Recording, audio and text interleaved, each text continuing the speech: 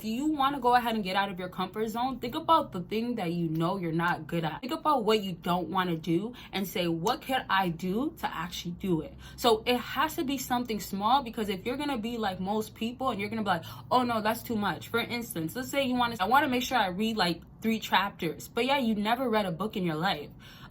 Maybe you'll get to like the 3rd page, or maybe through 1 chapter if you're like actually enjoying the book, or if you're a reader. So be realistic with yourself. Being realistic matters. You know how they have that like quote that says, what about if my reality, or what about if the way I see being realistic is completely different than somebody, or different than you? It was just talking about basically you could have something that's so realistic to you and you know you're capable of doing, but others don't believe in you. Others don't believe you can. Others are projecting because they know they can't do it. Now to that means that you also really got to be realistic. Like, check yourself. I have to do this with myself too, because I know I'm capable of a lot. Affirmations, you got to love it. You got to say it, right? I know I'm capable of a lot. I know my full potential. I know I put in the work. I do put in the work. I will put in the work. I always put in the work. Or how did you waste time, but now you're not wasting time? You're enjoying yourself in the process. For instance, getting ready. One way I learned that I love getting ready is watching something, but it's not that I'm watching it, but it could be something that I know I don't have to be looking at the screen.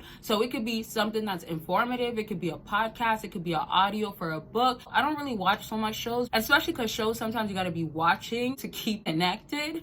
But yeah, so with shows and stuff, I don't really care too much about that. But like whatever it is that I could be like, okay, it's playing, it's helping me. I feel like I'm getting the information while I could be, maybe doing a quick look, cleaning. When I'm doing like dishes, that's when I'm like folding clothes, stuff like that. When it comes down to me actually, let's say jam packing my day, and I already know I have other stuff to do that I had no time to do the other day, and I add it on to my next schedule, and I'm not looking at it realistic, and I'm saying I'm going to get this all done. In a matter of the 14 hours that I have left of the day, I will get it done.